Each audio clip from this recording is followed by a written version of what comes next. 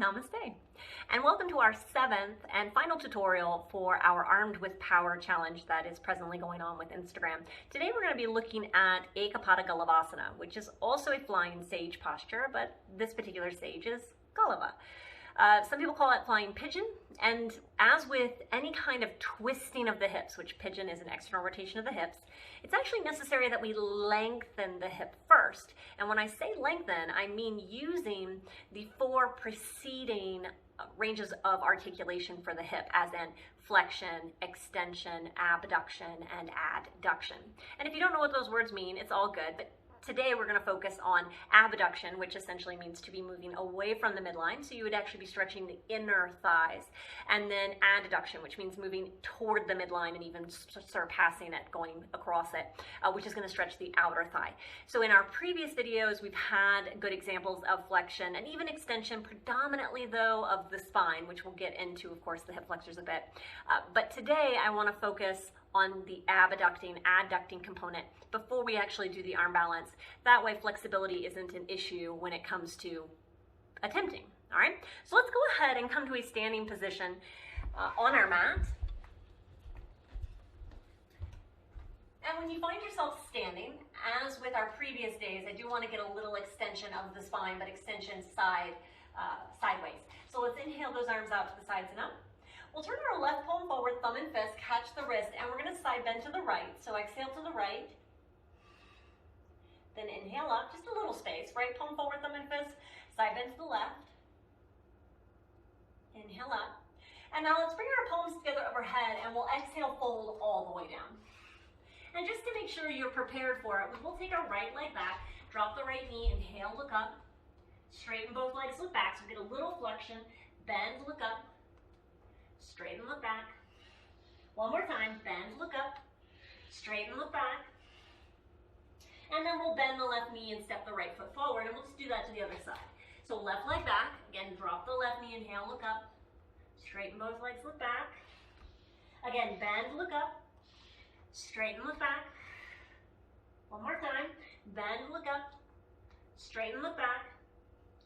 And then we'll just bend our right knee and step our left foot forward to meet it. Bend both knees and sweep those arms forward and up, Utkatasana, palms together overhead, look up. And then we'll stand all the way up, hands to heart center. Now inhale the arms out to the sides and up, and we're going to hop the feet wide, open the arms out to the sides. Turn the feet out, and we'll take the arms out in front of us, relax our wrists, bend into the right knee as deeply as you can.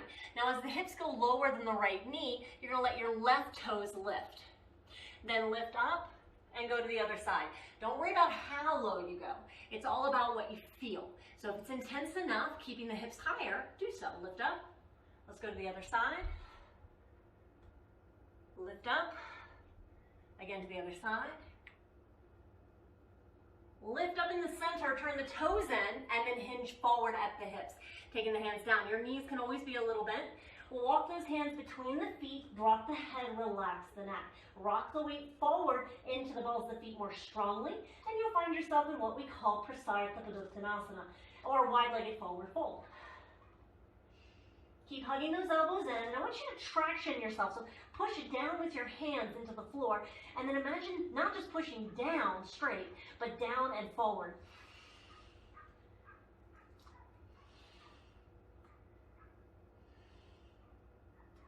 Take another breath in and out. Then inhale, look forward. And we're going to heel toe the feet in until they're about the width of the mat, only about the width of the mat. And once you've done that, we're going to walk our hands to the right, 180 degrees. Keep the legs straight. Keep walking them until all 10 toes and all 10 fingers are pointing to the back of your mat or the back of the room. Now, a big mistake here is if you feel pain in your back knee, don't ignore it. We want to step that back foot back a little bit if there is any kind of discomfort. But make sure your feet stay flat. Fold over the legs, drop the head, relax the neck. So this is an example of adduction. The legs moving toward the midline and even surpassing it. Then we'll inhale, look forward, and we're going to untwist ourselves. So walk the hands to the left all the way until you're untwisted. Then we'll walk our hands to the left. So just go to the other side. Again, legs should be crossed, all 10 toes, all 10 fingers pointing to the back of the mat. If you have pain in this back knee, then step the back foot back a little bit, and then we're going to fold over the legs. Drop the head, relax the neck.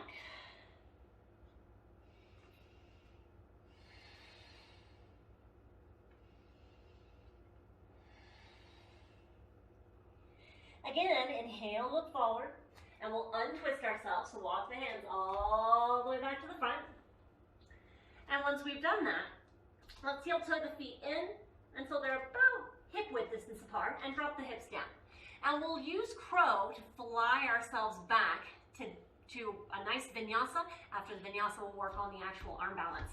So let's bring the knees either into the backs of the arms or the outsides of the arms. Now this was something we covered in our very first tutorial video of this particular series.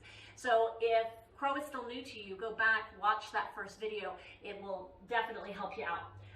Lean forward, knees into the backs of the arms, chest is lifted, chin is lifted, eyes are forward and up. You can always stay with the feet on the ground, and when we go to fly back, take tiny hops back. Otherwise, squeeze heels to buttocks, big toes toward the midline. And on your own exhale, bend the elbows a little more, looking forward. Shoot those legs straight back, Chaturanga Dandasana. Inhale, Urdhva Mukha Svanasana, upward facing dog, look up. Lower toward the ground, push up, press back. Downward facing dog. Then we'll walk our hands backwards towards the feet, And we'll inhale those arms out to the sides and up. And we'll bring our hands to heart center and lift the right knee up. We're going to cross our right ankle over the left thigh, bend the left knee. Now, this right foot is going to be pivotal in finding success with this posture. You need to have it flexed because it's going to eventually hook onto the outside of the left arm very strongly. So we'll hinge forward first. Bring your fingertips to the ground. This is going to, right off the bat, tell you how tight your right hip is. So if it's still too tight right now, we probably need a little more warming up, and that's fine. You can at least see what's possible, at least from this position. So option 1 is going to be to stay here.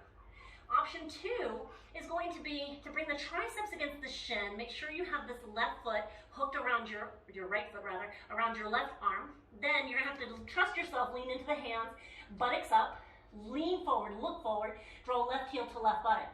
And you can stay here with a nice short lever, or you can begin to kick that left leg straight and think of reaching with your toes up into the air. Use your left buttock to lift that leg higher.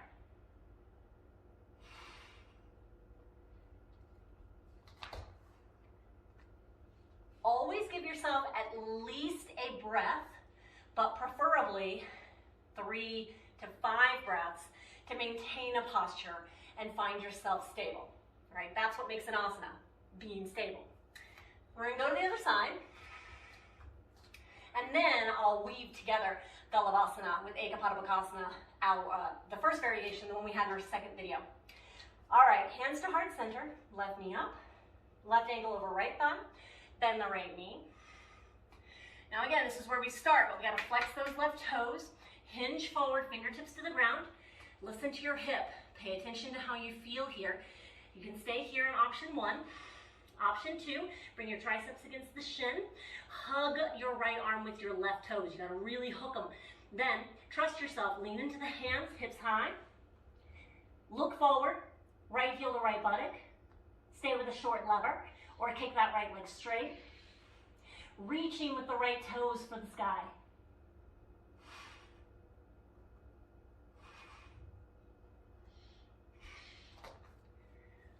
Remember, take at least 1 breath, but better 3 to 5.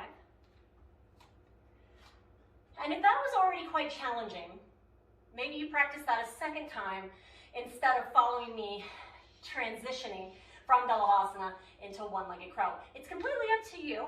So we're going to start with our right leg, right ankle atop left thigh. Now the head could be brought down to the ground, but I'm not going to show that variation. I'm going to show with the head lifted because a lot of people have neck issues and all these transitions into headstand could inflame those. So I'm not even going to give that as a cue today, but I'm letting you know ahead of time. If you need it, you can use it. All right, let's hinge forward. Again, triceps against the shin. Lean into the hands, buttocks up, left heel to left buttock. Now you can keep a short lever and still do this transition. Otherwise, left leg straight up. Bring your left knee to the back of the left triceps, but above your right foot, above it. And then you're going to liberate your right leg. Lean the weight into your left.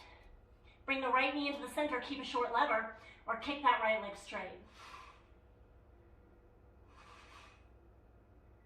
Right foot down, and left foot down. We'll stand all the way back up. Take your time, take your time. And if you started to make the transition, you kind of like crumpled to the ground, that's very normal. Over time, you'll feel the lower abdominals engage, which is essential for maintaining either of those asana, but most especially moving yourself from galavasana into ekapada bakasana. Let's do the other side. Hands heart center. Left ankle atop right thigh. Bend the right knee. Hinging forward, we'll bring our hands to the ground again. Now remember, as I said before, yes, you can put your head down. A third point of contact may make this more accessible, but I'm not going to show that today. Lean your left shin into your triceps, hands down, hips up. Draw right heel to right buttock, keep a short lever, or kick that right leg as straight up as possible. Then bring right knee to the back of the right triceps, but above your left foot. Unhook your pigeon leg. Shift the weight into your right arm. Bring left knee into the center. Keep a short lever, or kick that left leg up nice and straight.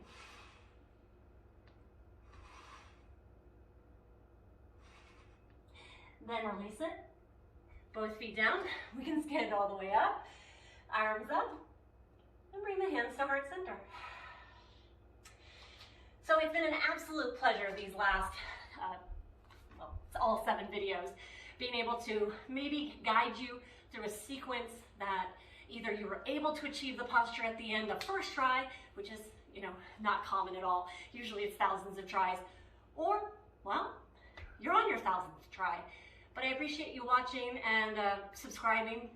We'll continue offering tutorials in the future. We're going to have inversions coming up in a week, so join us again. Namaste.